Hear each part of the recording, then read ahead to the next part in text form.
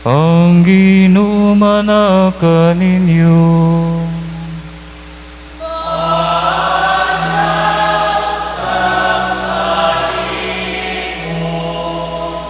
Kinutlogikan sa Ebanghelyo sumala ni San Marcos. Himayan ikaw, O Ginoo.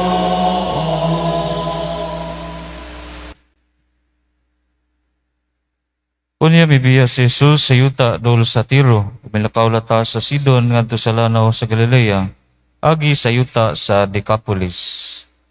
Ug may usa ka tawo nga bungol ug amang nagipadala sa pipila ka mga tawo ngadto kang Hesus. Ug mihangyo sila kaniya ang iyang kamot itapion niya sa tawo. Busa gipahilayo siya ni Jesus sa mga tawo. Ug ikulkog niya ang iyang mga tudlo sa dalunggan sa tawo. Unya gitutuhuan niya ang iyang mga tudlo ug iyang gihikap ang dila sa tawo. Ug mihangad si Jesus sa langit. Nang hupaw siya ug miingon sa tawo, Ephata, nga sa ato pa maabli ka. Diha makadungog ng tao, maayo na siyang musulti. Pagipinahan silang tanan ni Jesus, sa dili pagpanugilon ni ini kang bisan kinsa. Apan ang labyan nilang panugilon ni ini. Kung natingala pagayong tanan ug miingon sila, maayo gyud niyang pagkabuhat ang tanan. Bisan gani ang mga bungol iyang gihimo nga makadungog ug ang mga amang makasulti.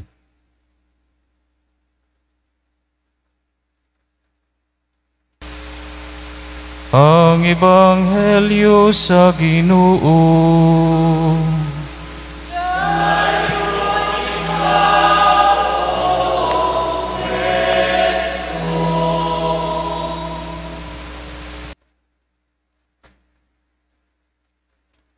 Mayong good morning kayong tanan mga igsoon.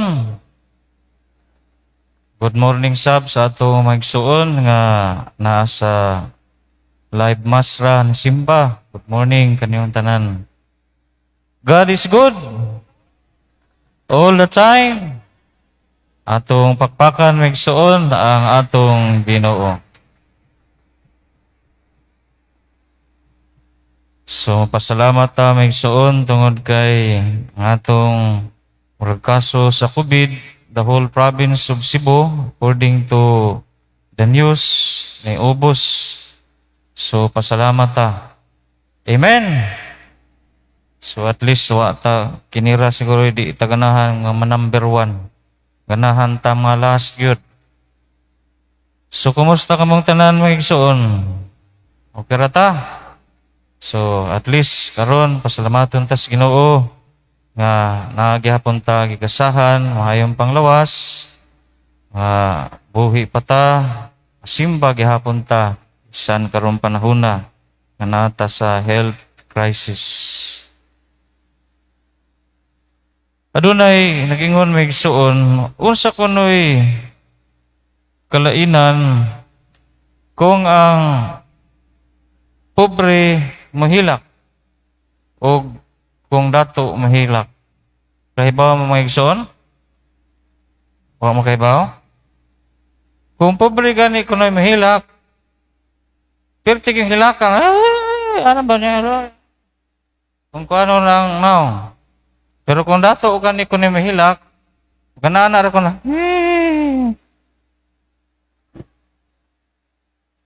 Ananaon ra ko, ananaw. Ana.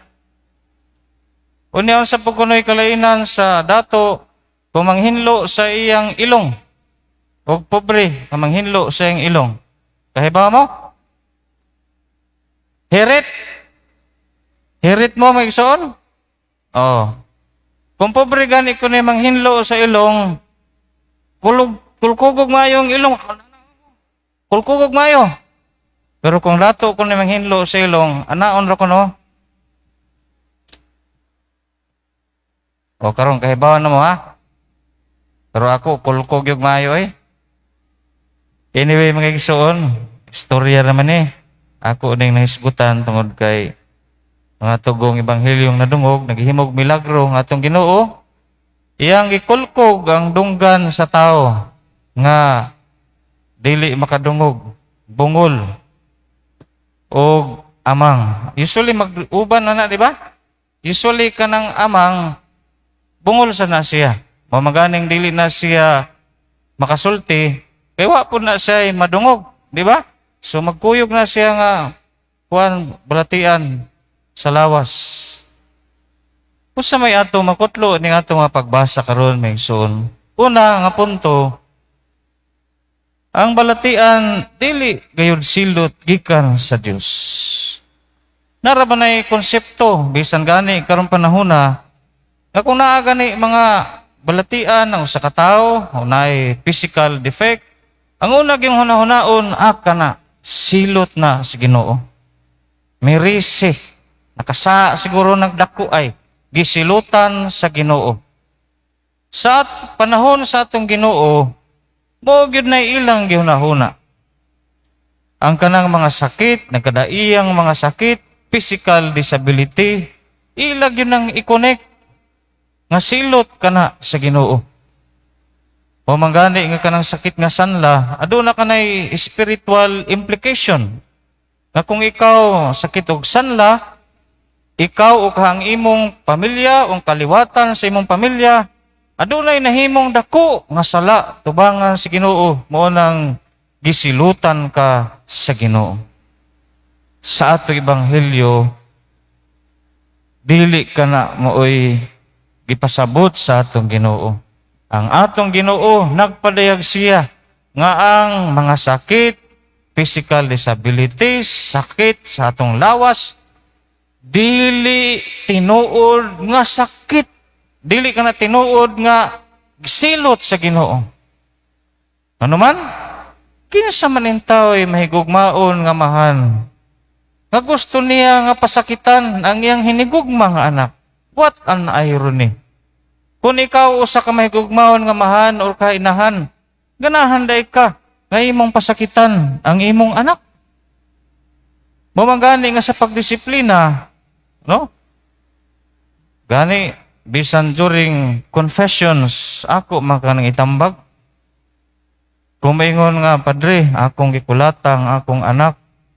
Iko ayaw gyud taon na himuah. Sa imong unahuna, imong gidisiplina ang imong anak because that's a sign of love. Dili na siya tinuod kaysa psychology. Dawom ka nag-implication. Ako nahibaw ko na nga naman, nahimo man conformator. Unya, lawom kayo mga issues kanang mga battered children. Mudako na sila. Unya, mamahimong mga 20 plus, musod ganing uban seminaryo, battered children. Dili na lang ma-reconcile ang gugma sa ilang amahan o sa ilang inahan. Nganong gagikulata sila. Sa ato pa, dili gyud kana tinuod nga kung ikaw nahigugma sa imong anak, imong pasakitan, imong dagmalan ang imong anak. Kay pagdakuan na nila, dako ka na nga isyu sa ilang kinabuhi.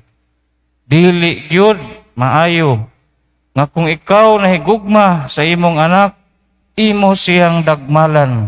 Pwede siguro imong kasab-an, pero ayaw gyud siya palabii pagpasakit labi nag pisikal nga hubuon na nimo imong sinturon ug halos bugtuon nimo sa lawas sa imong anak. Magkalabod-labod, magkasamad-samad. Kay I'm pretty sure, inigda ko anak, dako nag-isyu sa iyang mga ginikanan. Mga walay ginikanan nga gustong pasakitan ang iyang anak. Labaw lang atong Ginoo, ganahan dahil siya nga pasakitan ang iyang pinalanggang anak. Tagaan niya og sakit. Sa ato pa, mo kanay unang gipasabot sa atong Ginoo. Ang atong mga balatian, dili gayud kana silot gikan sa Ginoo.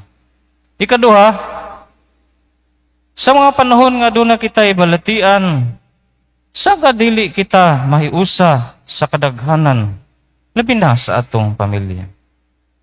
Mahamulag kita sa atong komunidad.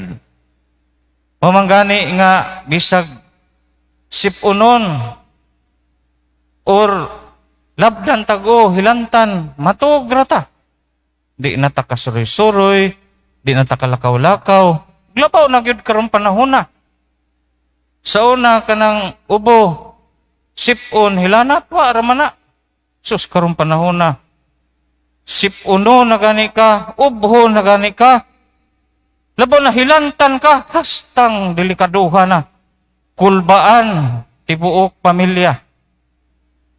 Mamagani nga, kanang naa sa mga restaurant, nakadumdum, bisag, og naay ubhon, wa na, magtinanaway na. Kadtong last year, paingon ako din eh. Pag-transfer na ko assignment, mga John mamiadto na biyahe. Sus, naon sa mga ni Katol, mga kong tilaok, kay ni Kaon ng kukindi, kay gutom eh. Wa may tinda dito sa naiya, way tinda, sirado mo, ba ito pagsugod sa COVID. Di pang gutom eh, tulumi kapari ni biyahe, paingon diri. Ni Kaon kukindi, na, wa may tubig. Nikatol lang akong tutunlan. Pag abot sa eroplano, grabe na akong tiko ka. Ang mga kauban akong pasayro, gisigihan kong tanaw. Huwag giyahak ba ning kabutangan eh nga. Nagduda, masiguro silang na ako'y COVID ini. Grabe gina akong pamugong, Ginoo, ayan na intawang ko pa uba. Grabe gina akong pamugong-pugong, gipaningod na ko nga di, yung ko makatiko ka. Kaya mga tao, inig-ubon ako, sus, tuwa mo tanaw na. Pati, yung nian, nag-COVID diri, ay, uba na yung aeroplano. Hadlock town sila. Mao nga kung masakit ta, mahamulag ta sa atong pamilya, mahamulag ta sa komunidad. Mao nga ang atong Ginoo, iyang giayo kadtong bungol ug amang. Nganuman, tungod kay ingom pa sa usa ka santos, the glory of God is to see man fully alive. Kalipay sa Ginoo nga kitang tanan mamahimo kita nga mga baskog, mahimsog. We achieve our full potentials as human beings. Mga malipay ang Ginoo kung anaa kita sa maayong panglawas.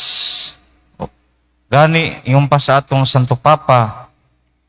As Christians, we are supposed to be the bearers of light and the bearers of joy. Unsa man to, mahimong joyful kung doon natay mga gipangbati sa atong lawas. Mao nga kitang tanan, ngumpa sa Santo Papa, kinahanglan nga we have to be the bearers of joy. Bisan pa nining atong kalisod sa panahon karon sa pandemya, kita mamahimo kitang mga buhi, mga baskog, fully alive as persons. Amen? Apan, aduna pa'y tulo ka punto, ikatulo nga punto, nga nindot kayo sa natong pamalandungan. Tungod kay, aduna pa'y maslaw mga pagkabungol o pagkaamang nga mahitabo, nga biyan physical disability, nga gihisgutan sa atong ikaduhang pagbasa. Unsa man kana?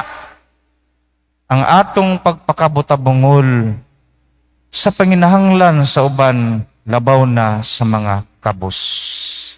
Sa atong ikaduhang pagbasa, mao kanay gihisgutan.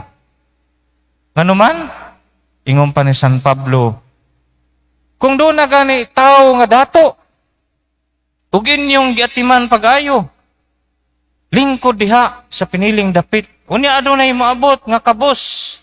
Unya moingon ra kamo, diha kaingkod sa akong tiilan. Aduna kay gipalabi. Nakasala ka atubangan si Ginoo. Kay maayo ka mo abi sa dato. Apan ang imong pag-abi-abi sa dato, dili parehas. Ang imong pag-abi-abi sa kabus, wala nimo siya abi-abiha pag-ayo parehas sa usa ka dato. Mao nga unsa may implication. Nakitang tanan, dili kita magpakabungol o magpakaamang sa panginahanglan, labi na sa mga tao nga mga naglisod.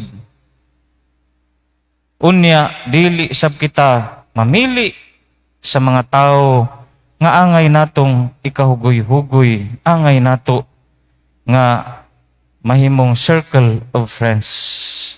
Gani, doon na kitay responsibilidad sa matag usa, labi na sa atong isig katao nga nanginahanglan. Doon na magani kanta, di ba? Kitang tanan dunay tulubagon sa usag-usa. Doon na tayo tulubagon as Christians. Doon na tayo tulubagon sa usag-usa, labi na sa mga taong inahanglan.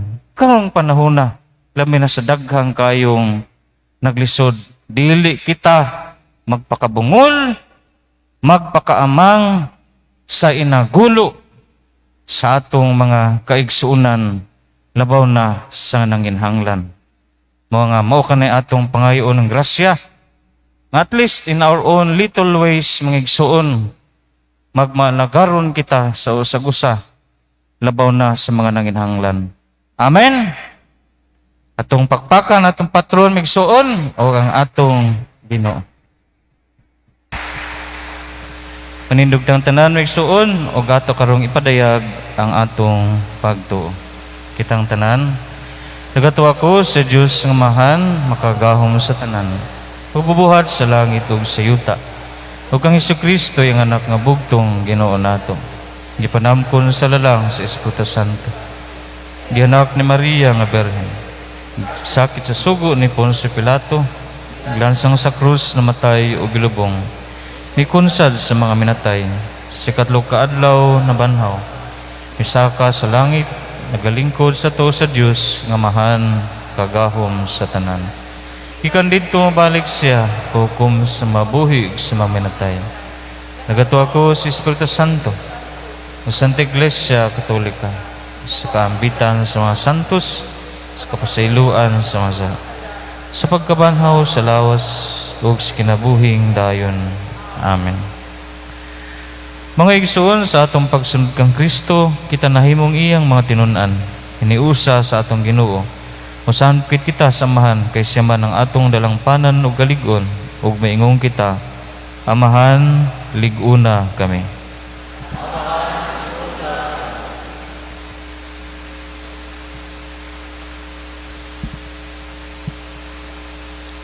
Nga ang atong Santo Papa, mga obispo ug mga pari, mapadayunong maghatag og sanglitanan sa pagkatinunan, magampo kita sa Ginoo.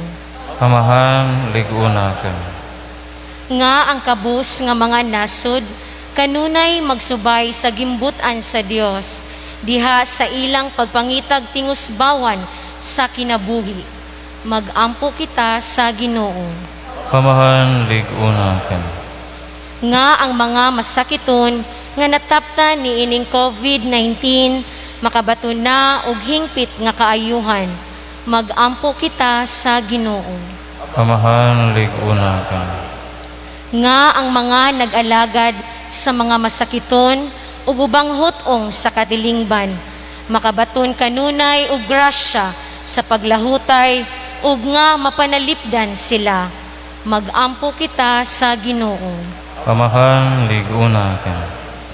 Nga sa atong pagsaulog sa 500 years of Christianity, magmalampuson unta ang tanan nga kalihukan, ilabi na sa mga parokya ug atong mapalawman ang atong pagtuo ug paglaom isip mga binunyagan. Magampo kita sa Ginoo. Amahan, liguna ka. Nga ang sulugoon sa Dios, Siofilo Kamumot, Obispo, Joel Chevalier Pari, mabayaw na sa kadungganan sa altar. Magampo kita sa Ginoo. Amahan, liguna ka. Nga sila nga milatas na gikan niining kinabuhia, magsadya og maglipay hangtod sa kahangturan didto sa langit. Magampo kita sa Ginoo. Amahan, liguna ka. Ug diya sa kahilom, sa tagsatag sa kamakasing-kasing, ato si padangas ng itong amahan, atong tagsatag sa mga pangamuyo.